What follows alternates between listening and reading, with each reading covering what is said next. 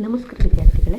ದ್ವಿತೀಯ PUC ರಾಜ್ಯಶಾಸ್ತ್ರ ನೋಡಿ, ಈ ಒಂದು ಘಟಕ ಪರೀಕ್ಷೆಯ 1ಕ್ಕೆ ಸಂಬಂಧಿಸಿದಂತೆ ಕರ್ನಾಟಕ ಶಾಲಾ ಪರೀಕ್ಷಾ ಮತ್ತು ಮೌಲ್ಯ ನಿರ್ಣಯ ಮಂಡಳಿಯು ನಿಮಗೆ ಒಂದು ಮಾದರಿ ಪ್ರಶ್ನೆ ಪತ್ರಿಕೆಗಳನ್ನು ಹೊರಡಿಸಲಾಗಿದೆ.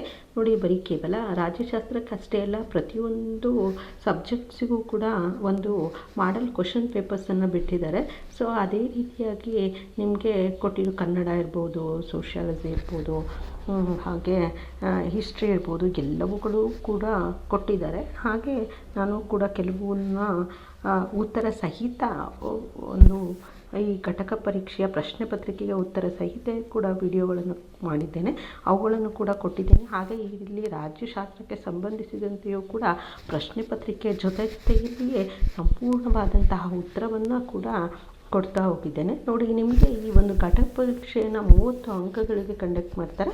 ಈ ಒಂದು ಸಮಯ 1 ಗಂಟೆ ಆಗಿರುತ್ತೆ. ಅಧ್ಯಾಯವನ್ನು ಕೂಡ ಮೆನ್ಷನ್ ಮಾಡಲಾಗುತ್ತೆ. ಇದು ಚುನಾವಣೆಗಳು ಮತ್ತು ಭಾರತದಲ್ಲಿ ಪಕ್ಷ ಪದ್ಧತಿ ಅನ್ನುವಂತಹ ಅಧ್ಯಾಯಕ್ಕೆ 2 ಅಧ್ಯಾಯಗಳಿಗೆ ಸಂಬಂಧಿಸಿದಂತೆ ನಿಮಗೆ ಒಂದು ಘಟಕ ಪರೀಕ್ಷೆಯನ್ನು ಮಾಡಲಾಗುತ್ತೆ. ಹಾಗಿದ್ದರೆ ಕೆಲವೊಂದು ಕಾಲೇಜ್ಗಳಲ್ಲಿ ಈಗಾಗಲೇ ಘಟಕ ಪರೀಕ್ಷೆಯನ್ನು ಮಾಡಲಾಗಿದೆ ಮತ್ತು ಕೆಲವು ಕಾಲೇಜ್ಗಳಲ್ಲಿ ಇನ್ನೂ ಮಾಡಿಲ್ಲ. ಅದು ಯಾವ ರೀತಿಯಾಗಿ ನಿಮಗೆ ಮಾದರಿಯಾಗಿ ಪ್ರಶ್ನೆ ಪತ್ರಿಕೆ ತೆಗಿತಾರೆ ಅನ್ನುವಂತಹದ್ದನ್ನು ಕೊಡ್ತಾ ಹೋಗಿದ್ದಾರೆ. ನೋಡಿ, ಸೂಚನೆಗಳು ನಿಮಗೆ ಎಲ್ಲ ಪ್ರಶ್ನೆಗಳಿಗೂ ಕೂಡ ಉತ್ತರಿಸಬೇಕು. ಅಂದರೆ ಎಷ್ಟು ಆಪ್ಷನ್ಸನ್ನು ಕೊಟ್ಟಿರ್ತಾರಲ್ಲ ಅಷ್ಟನ್ನು ಕೂಡ ಉತ್ತರಿಸಬೇಕಾಗುತ್ತೆ. ಬಲಬದಿಯಲ್ಲಿ ಅಂಕಗಳನ್ನು ಸೂಚಿಸಲಾಗಿದೆ. ಅಂದರೆ ಇಲ್ಲಿ ಕೊಟ್ಟಿರುವಂಥದ್ದಕ್ಕೆ ಯಾವುದಕ್ಕೆ ಎಷ್ಟು ಅಂಕಗಳನ್ನು ಅಂತ ಹೇಳ್ಬಿಟ್ಟು ಅಲ್ಲಿ ಮೆನ್ಷನ್ ಮಾಡಲಾಗಿದೆ ಅಂತ ಹೇಳಿದ್ದಾರೆ. ಹಾಗೆ ಭಾಗ ಎದಲ್ಲಿನ ಪ್ರಶ್ನೆಗಳಿಗೆ ಪ್ರಥಮವಾಗಿ ಬರೆದ ಉತ್ತರಗಳನ್ನು ಮಾತ್ರ ಮೌಲ್ಯಮಾಪನದಲ್ಲಿ ಪರಿಗಣಿಸಲಾಗುವುದು. ಭಾಗ ಎ ಅಂತಂದರೆ ನಿಮಗೆ ಮಲ್ಟಿಪಲ್ ಚಾಯ್ಸ್ ಕ್ವಶನ್ಸ್ ಆಗಿರುತ್ತೆ.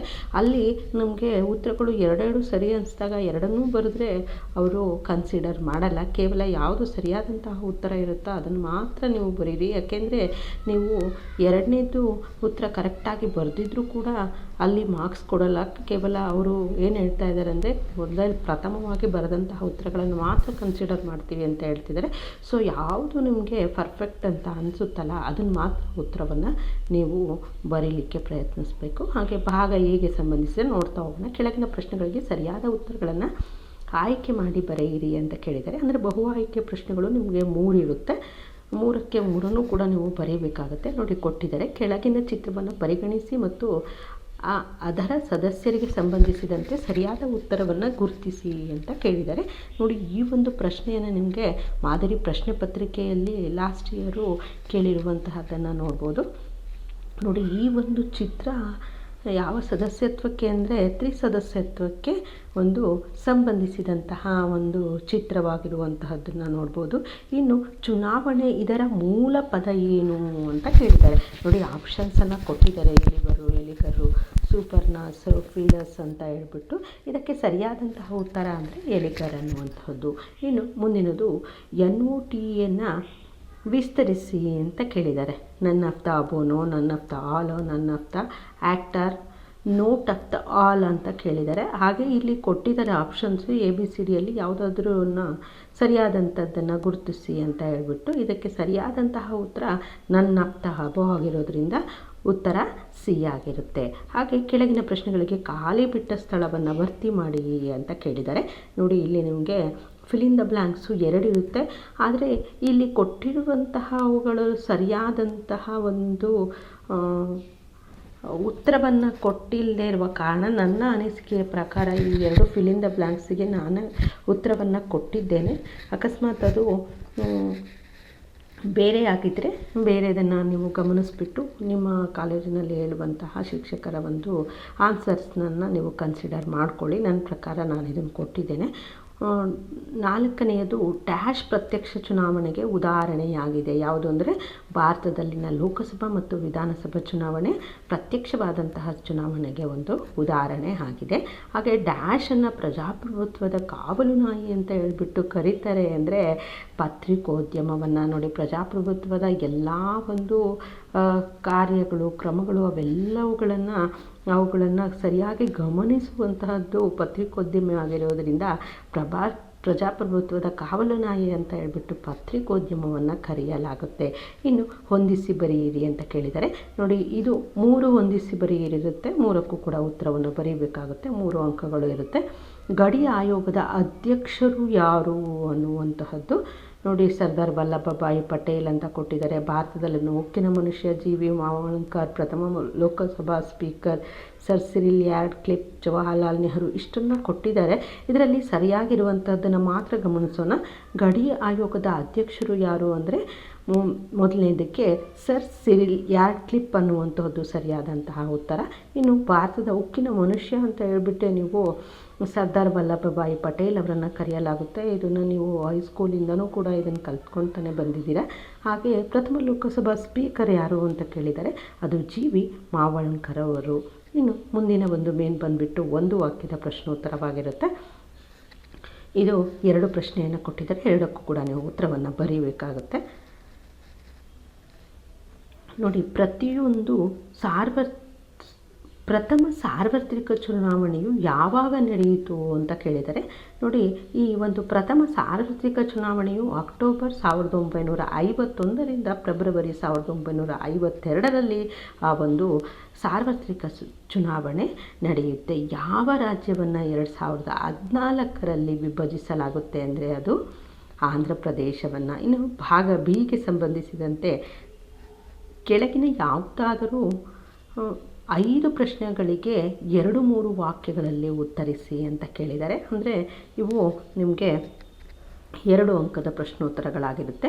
ಪೂನಾ ಒಪ್ಪಂದವು ಯಾರ ನಡುವೆ ಯಾವಾಗ ನಡೆಯಿತು ಅಂತ ಕೇಳಿದರೆ ಈ ಒಂದು ಪೂನಾ ಒಪ್ಪಂದವು ಮಹಾತ್ಮ ಗಾಂಧಿ ಮತ್ತು ದಲಿತರ ನಾಯಕ ಅಂತಲೇ ಹೆಸರುವಾಸಿಯಾಗಿರುವಂತಹ ಡಾಕ್ಟರ್ B.R. ಅಂಬೇಡ್ಕರ್ ಅವರ ನಡುವೆ ಸೆಪ್ಟೆಂಬರ್ 24, 1932ರಲ್ಲಿ ನಡೆಯಿತು. ಇನ್ನು ಫೆಡರಲ್ ನ್ಯಾಯಾಲಯವು ಯಾವಾಗ ಮತ್ತು ಎಲ್ಲಿ ಸ್ಥಾಪನೆಯಾಯಿತು ಅನ್ನುವಂಥದ್ದು ನೋಡಿ, ಈ ಒಂದು ಪ್ರಶ್ನೆಯನ್ನು ಪರೀಕ್ಷೆ 1ರ 2025ರಲ್ಲಿ ಈ ಒಂದು ಪ್ರಶ್ನೆ ಬಂದಿರುವಂತಹದನ್ನು ಗಮನಿಸ್ಬೋದು. 1937ರ ದೆಹಲಿಯಲ್ಲಿ ಸ್ಥಾಪನೆಯಾಯಿತು. ಬಾಂಬೆಯನ್ನು ಎಷ್ಟು ರಾಜ್ಯಗಳನ್ನಾಗಿ ವಿಂಗಡಿಸಲಾಯಿತು, ಅವು ಯಾವುವು ಅಂತಂದರೆ ನೋಡಿ, ಈ ಒಂದು ಕ್ವಶನು ಎಕ್ಸಾಮ್ ನಂಬರ್ 2024ರಲ್ಲಿ ಕೇಳಿರುವಂಥದ್ದನ್ನು ನೋಡ್ಬೋದು. ಇದು 1960ರಲ್ಲಿ ಬಾಂಬೆಯನ್ನು 2 ರಾಜ್ಯಗಳನ್ನಾಗಿ ವಿಂಗಡಿಸಲಾಯಿತು. ಅವುಗಳು ಅಂತಂದರೆ ಮಹಾರಾಷ್ಟ್ರ ಮತ್ತು ಗುಜರಾತ್. ಹಾಗೆ ಪಂಜಾಬನ್ನು ಎಷ್ಟು ರಾಜ್ಯಗಳನ್ನಾಗಿ ವಿಂಗಡಿಸಲಾಯಿತು, ಅವು ಯಾವುವು ಅಂತ ಕೇಳಿದ್ದಾರೆ. ನೋಡಿ, ಇದು ಒಂದು ಎಕ್ಸಾಮ್ ನಂಬರ್ 3 2025ರಲ್ಲಿ ಈ ಒಂದು ಕ್ವಶನನ್ನು ಕೇಳಿದ್ದಾರೆ. ಸೊ ಇದಕ್ಕೆ ಸರಿಯಾದಂತಹ ಪಂಜಾಬನ್ನು 2 ರಾಜ್ಯಗಳನ್ನಾಗಿ ವಿಂಗಡಿಸಲಾಗುತ್ತೆ. ಅವುಗಳು ಅಂದರೆ ಪಂಜಾಬ್ ಮತ್ತು ಹರಿಯಾಣ. ಇನ್ನು 1935ರ ಭಾರತ ಸರ್ಕಾರದ ಕಾಯ್ದೆಯಲ್ಲಿ ಎಷ್ಟು ವಿಧಿಗಳು ಮತ್ತು ಶೆಡ್ಯೂಲ್ಗಳಿವೆ ಅನ್ನುವಂತಹದ್ದು ಈ ಒಂದು ಕ್ವಶನ್ ನೋಡಿ, ಮಾರ್ಚ್ 2019ರಲ್ಲಿ. ಹಾಗೆ ಎಕ್ಸಾಮ್ ನಂಬರ್ 3 2024ರಲ್ಲಿ ಈ ಒಂದು ಕ್ವಶನ್ ಕೇಳಿರುವಂತಹದ್ದನ್ನು ನೋಡ್ಬೋದು. ಇದರ ಸರಿಯಾದಂತಹ ಉತ್ತರವನ್ನು ನೋಡೋಣ. 321 ವಿಧಿಗಳನ್ನು ಒಳಗೊಂಡಿದೆ.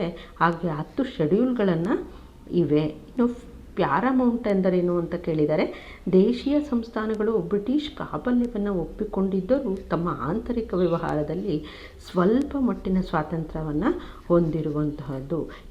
ಹಾಗೆ ಭಾಷೆಯ ಆಧಾರದ ಮೇಲೆ ಪ್ರಥಮವಾಗಿ ರಚಿತವಾದ ರಾಜ್ಯ ಯಾವುದು ಮತ್ತು ಯಾವಾಗ ಅಂತ ಕೇಳಿದರೆ ಅದು ಆಂಧ್ರ ಪ್ರದೇಶ. 1953ರಲ್ಲಿ ಪೊಟ್ಟಿ ಶ್ರೀರಾಮುಲುರವರ 58 ದಿನಗಳ ಆಮರಣಾಂತರ ಒಂದು ಸತ್ಯಾಗ್ರಹದ ಪ್ರತಿಫಲ ಇದಾಗಿತ್ತು. ಹಾಗೆ ಮುಂದಿನದನ್ನು ನೋಡಿ, ಕೆಳಗಿನ ಚಿತ್ರವನ್ನು ನೋಡಿ ಅದರ ಅರ್ಥವನ್ನು ಬರೆಯಿರಿ ಅಂತ ಕೇಳಿದರೆ ಇದು ಇಲ್ಲಿ ಕಾಣಿಸುವಂತಹ ಒಂದು ಚಿತ್ರ ಹೈದರಾಬಾದ್ ಪ್ರಾಂತ್ಯವನ್ನು ಭಾರತದ ಒಕ್ಕೂಟ ವ್ಯವಸ್ಥೆಯಲ್ಲಿ ಸೇರಿಸಲು ಮಾಡಿದಂತಹ ಒಂದು ಪೊಲೀಸ್ ಕಾರ್ಯಾಚರಣೆ ಇದಾಗಿತ್ತು.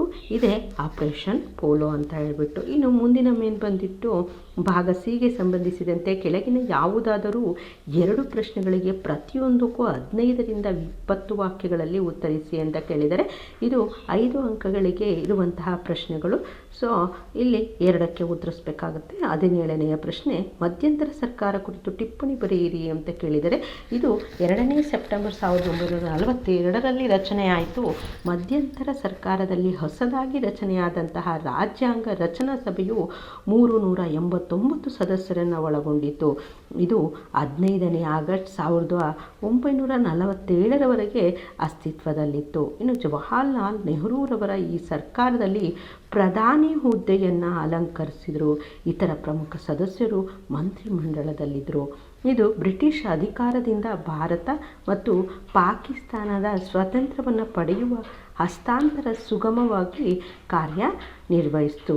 ವೈಸ್ರಾಯ್ ಮಧ್ಯಂತರ ಸರ್ಕಾರ ರಚಿಸುವಂತೆ ಕಾಂಗ್ರೆಸ್ಗೆ ಆಹ್ವಾನಿಸಿದ ಪರಿಣಾಮವಾಗಿ ಈ ಒಂದು ಸೆಪ್ಟೆಂಬರ್ 2, 1946ರಂದು ಸಂವಿಧಾನ ರಚನಾ ಸಮಿತಿಯು ಮಧ್ಯಂತರ ಸರ್ಕಾರವನ್ನು ರಚಿಸುತ್ತೆ. ಇದನ್ನು ವಲ್ಲಭಭಾಯಿ ಪಟೇಲ್ರವರು ಹಾಗೆ ರಾಜಗೋಪಾಲಾಚಾರ್ಯ, ರಾಜೇಂದ್ರ ಪ್ರಸಾದ್ ಮುಂತಾದವರು ಆಡಳಿತ ಸೂತ್ರವನ್ನು ಹಿಡ್ಕೊಂಡ್ರು. ಹಾಗೆ ಮುಸ್ಲಿಂ ಲೀಗ್ ಕೂಡ ಅಕ್ಟೋಬರ್ 15, 1946ರಲ್ಲಿ ಮಧ್ಯಂತರ ಸರ್ಕಾರವನ್ನು ಸೇರಿಸಿತು. ಈ ಸರ್ಕಾರವು USA ಸೇರಿದಂತೆ ಇತರ ರಾಷ್ಟ್ರಗಳೊಡನೆ ರಾಜತಾಂತ್ರಿಕ ಸಂಬಂಧವನ್ನು ಏರ್ಪಡಿಸಿತು. ಇದು ಮಧ್ಯಂತರ ಸರ್ಕಾರವು ಆಗಸ್ಟ್ 15, 1947ರವರೆಗೂ ಕೂಡ ಅದು ಅಸ್ತಿತ್ವದಲ್ಲಿ ಇತ್ತು. ಇನ್ನು 18ನೆಯ ಪ್ರಶ್ನೆ, 1947ರ ಭಾರತ ಸ್ವಾತಂತ್ರ್ಯ ಕಾಯ್ದೆಯನ್ನು ವಿವರಿಸಿ ಅಂತ ಕೇಳಿದರೆ, 1947 ಆಗಸ್ಟ್ 15ರಂದು ಭಾರತ ಮತ್ತು ಪಾಕಿಸ್ತಾನ ಎಂಬ 2 ಸ್ವತಂತ್ರ ರಾಷ್ಟ್ರಗಳನ್ನು ಸ್ಥಾಪಿಸಲು ಅವಕಾಶ ನೀಡಿತು.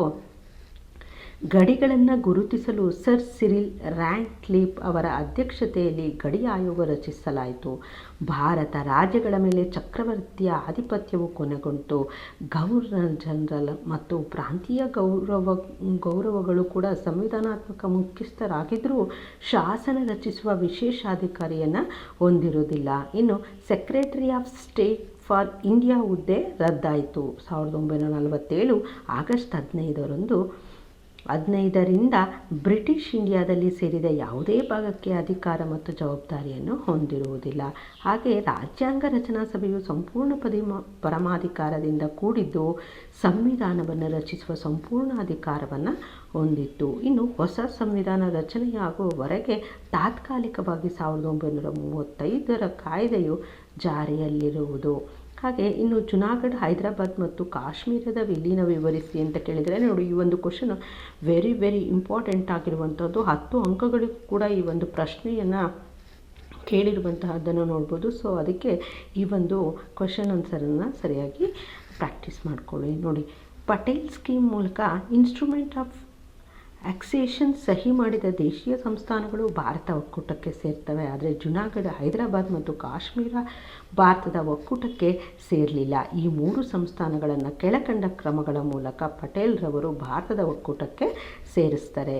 ಜುನಾಗಢನ್ನು ವಿಲೀನ ಮಾಡಿಕೊಂಡಿದ್ದು, ಹಾಗೆ ಹೈದರಾಬಾದ್ನ ವಿಲೀನ ಆಗಿರುವಂತಹದ್ದು, ಹಾಗೆ ಕಾಶ್ಮೀರದ ವಿಲೀನ, ಇವುಗಳನ್ನು ಕುರಿತು ನೀವು ವಿವರಣೆಯನ್ನು ಬರೀಬೇಕಾಗುತ್ತದೆ. ಭಾರತದ ರಾಜ್ಯಗಳು ಮತ್ತು ಕೇಂದ್ರಾಡಳಿತ ಪ್ರದೇಶಗಳನ್ನು ಪಟ್ಟಿ ಮಾಡಿರಿ ಅಂತ ಕೇಳಿದರೆ, ನೋಡಿ ಎಲ್ಲವುಗಳನ್ನು ಗಮನಿಸಿಬಿಟ್ಟು ಬರೀಬೇಕಾಗುತ್ತೆ. ಕೇಂದ್ರಾಡಳಿತ ಪ್ರದೇಶಗಳು ಅವುಗಳನ್ನು ಕೂಡ ಎಲ್ಲವನ್ನು ಇಲ್ಲಿ ಪಟ್ಟಿ ಮಾಡಲಾಗಿದೆ. ಇವುಗಳನ್ನು ಗಮನಿಸಿಬಿಟ್ಟು ಇಷ್ಟು ನಿಮ್ಮ ಒಂದು ಘಟಕ ಪರೀಕ್ಷೆ 1ಕ್ಕೆ ಸಂಬಂಧಿಸಿದಂತಹ ಸಂಪೂರ್ಣವಾದಂತಹ ಮಾದರಿ ಪ್ರಶ್ನೆ ಪತ್ರಿಕೆಯ ಉತ್ತರವಾಗಿತ್ತು. ಧನ್ಯವಾದಗಳು.